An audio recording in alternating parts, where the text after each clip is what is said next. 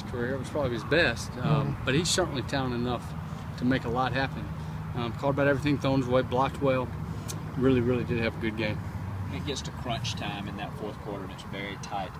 Do you start trying to get the ball directed to him more than you might another guy just because he's a veteran? You know, you've seen him in those situations.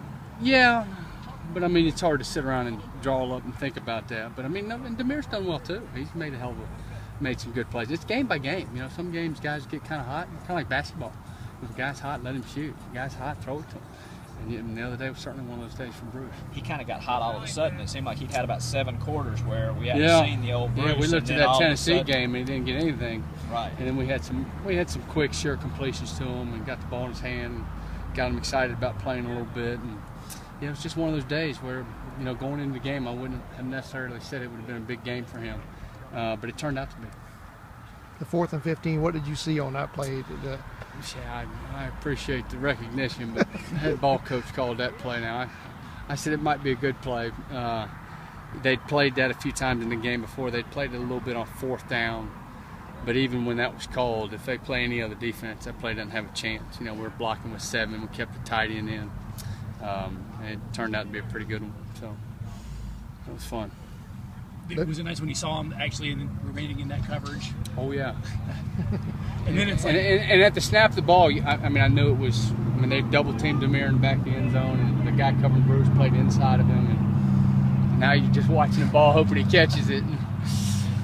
But yeah, Connor took his steps and fired it in there. Yeah, it was a nice play. When you're calling, you all seem to be in a terrific rhythm there in the second half when Connor came in. Yeah, you know, those screens, I look back at some of those screens we hit too. Anytime you can execute little plays that are completed and gain a bunch of yards, you can have some fun throwing the ball. And Mike had 10 catches and I think 7 or 8 on that screen play, which, you know, was a play that going into the game I wouldn't have thought we called more than once or twice. And we did. We called it at least 8, 9 times. So that helps. Anytime you can start throwing little balls here and there, you can start throwing it all over the place a little bit more. And you feel like you're kind of dictating the tempo and have a defense on the heels a little bit? Sure, absolutely, with everything. You know, it's just, that's like anything. If you run the ball too well, you can do a lot. But if you start throwing the ball and completing it and making first downs, and they got to start over, and it allows, you know, the play caller call whatever he wants, knowing I've got a good 10-yard completion coming somewhere. So, at what point did you just kind of feel like maybe things are just going to fall our way? About the fourth quarter? It wasn't before that. No, we struggled early. Man, we struggled. It was sloppy, dropped some balls, didn't execute very well at all. And I mean, the whole game in the third quarter was sloppy, and we struggled. And the defense hung around, and, you know, kept us in the game. And golly, I wouldn't say momentum really swung much until the last touchdown we had that tied it up. Even before that, we were kind of. I mean, we still were kicking off to them. We had to stop them again. So kind of that midway, late fourth quarter, we started to think we had a chance, but it was still kind of a long shot. After that 4th and 15, though, you maybe feel like things are destined to go our way? Well, you know what? You're lucky to get to the next spot, but then now you got to start over. You get the ball first. It's not going to be real easy. We kicked a field goal. They get the ball. First down, they gain about 15 yards. And then all of a sudden it was over. It was kind of an eerie feeling. It was strange to walk out of there with a victory, but it was a fun game to be a part of. You sense any difference in the team in terms of how they Sure. responded? Oh, sure. Everybody, team, coaches, head coach is a lot nicer when you win. But yeah, everyone, and it's such a close game. Shoot, the media talks about how good everybody is. You know, if we don't hit a ball here or hit a ball there, they talk about how bad everybody is, and that's the nature of the game. But you know, just like Tennessee game was sloppy and we lose. If we win that game, it's a different story. That was a sloppy game. We found a way to win, and you know, everybody's kind of happy and positive rolling on to this week. So hopefully we can keep pushing and realize we got a shot in this thing and see what happens.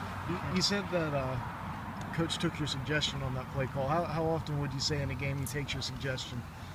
About as often as he doesn't. So that means I bark a lot in there. Some work, some don't. Some he likes, some he doesn't. But I speak freely a lot. I'm actually kind of amazed he can call a game with this many people that are talking, and he can keep going with what he wants to go with. So, yeah, sometimes he listens, and sometimes he asks, and sometimes he just rolls. And does that perspective help being up top? It does a little bit. Yeah, it's a different view of the game from up there. There's not many people call it from on the field. Like Coach does. It is. And when you're down there, it's kind of strange because you can't see everything. You can't see the other side of the field very well. So, no, I'm actually usually quite amazed at his ability to do what he does. Somebody said he came from he spent a lot of time on the sidelines in the professional ranks, seeing the game from that perspective and learning and getting mental reps. I guess. I mean, he's never been in the box, so he's never had a perspective of any other but that one. But it's been good for him. So. Now back at crunch time, not only Bruce, it seems like you're comfortable with having Nick and Demir out there.